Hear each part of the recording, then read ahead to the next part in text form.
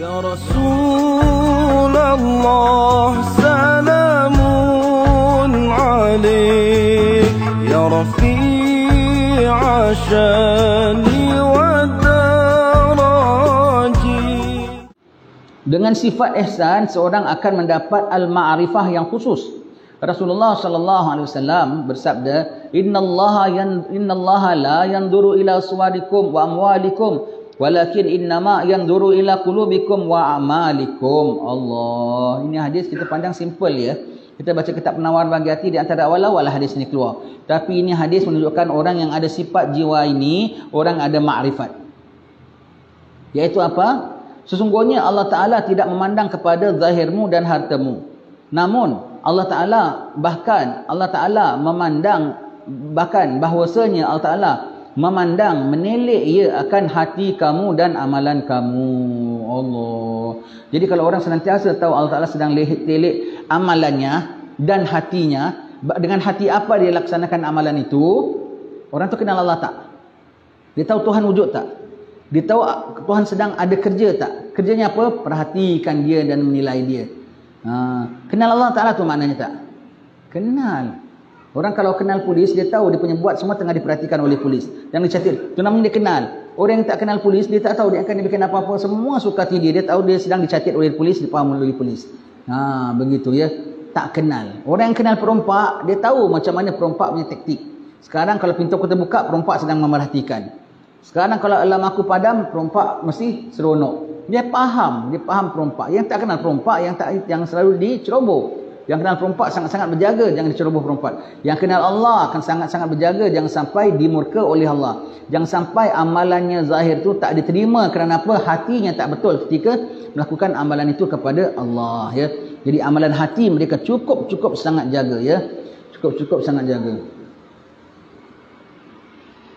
Imam Ghazali mengulas di dalam kitabnya Al-Muqiz min Ad-Dalal berkata kita dapat merumuskan bahawa jalan mereka para sufi hanya sempurna dengan ilmu dan amal.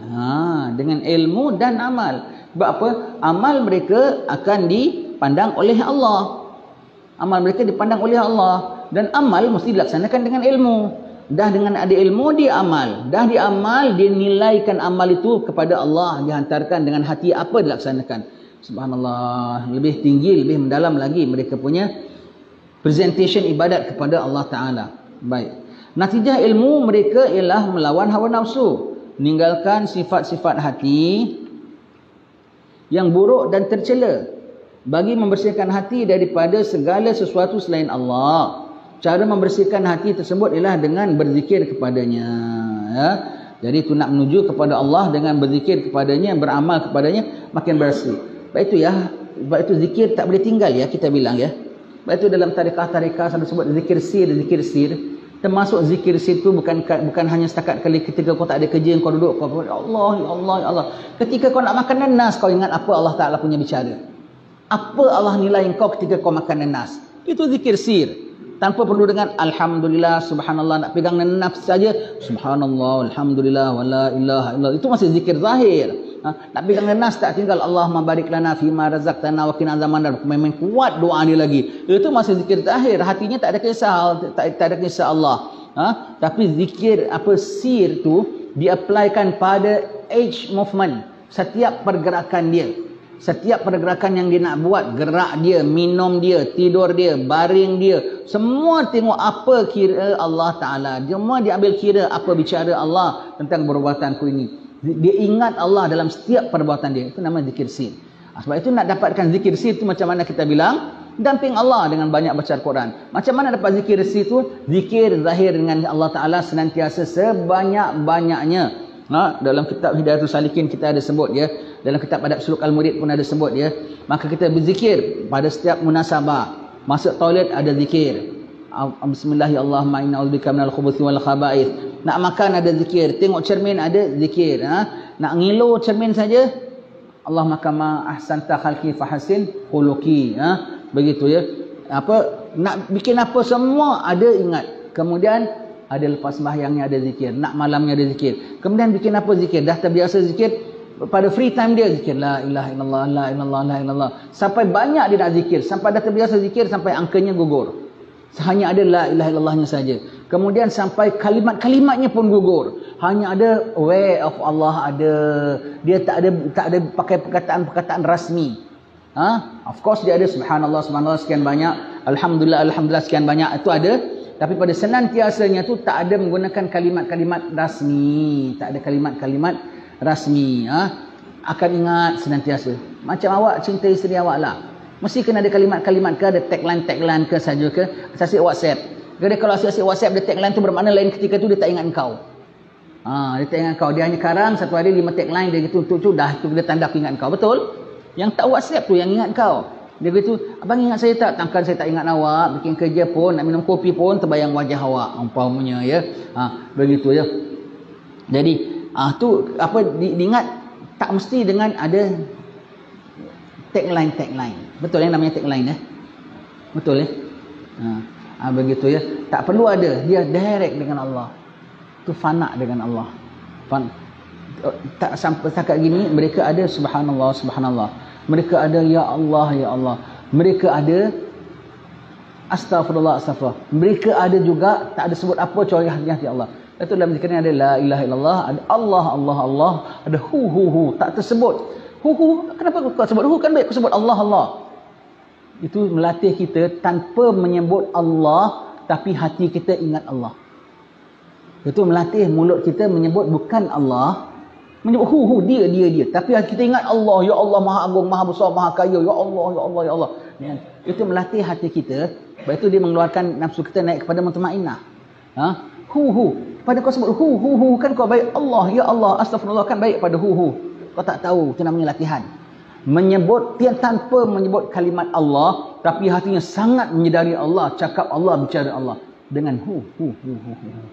Gitu ya. Itu dalam hatinya tu. Semua tu melatih untuk jiwa tanpa menyebut Allah tapi ingat Allah. Begitu ya. Begitu mereka. Jadi jangan kadang-kadang orang kalau orang makan tak baca Allah membarik. Dia ni makan tak ada baca doa lah. Kau tak tahu lebih pada doa dalam hati dia. Setiap butir nasi dia bicara dengan Allah. Setiap rasa manis, pedas, enak dia bicara dengan Allah. Orang-orang begini semua tu ya. Semuanya tu ada bicara dengan Allah. Bukan hanya baca. Memang betul baca tu ada. Itu untuk latih kita dan itu memang sunah-sunahnya kita baca. Tapi mereka di sebalik itu mereka bagi setiap line ni mereka cakap dengan Allah. Bagi setiap apa pun mereka cakap Allah. Mereka nak kesat peluh pun mereka ingat bicara dengan Allah. Alhamdulillah boleh keluar peluh. Alhamdulillah ada sapu tangan nak kesat peluh. Alhamdulillah. Macam-macam peluh semua. Alhamdulillah ya Allah masa nak putus nyawa keluarkanlah peluh. Peluh aja buat dia bicara dengan Allah Ta'ala macam-macam orang begini semua ya. Macam-macam semua orang yang ingat Allah senantiasa. Baik ya. Ini orang-orang ni semua dia buat apa semua dengan dia tahu Tuhan pandang dia ya. Baik.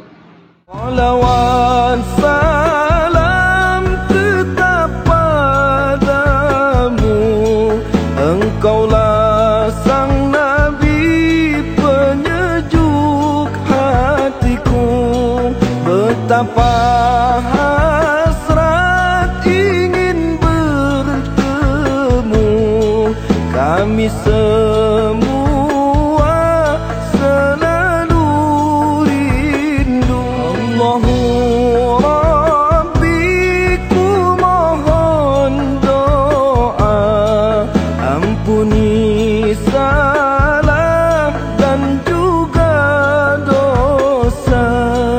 Jadikan kami insan yang mulia, hati yang ikhlas serta bertakwa.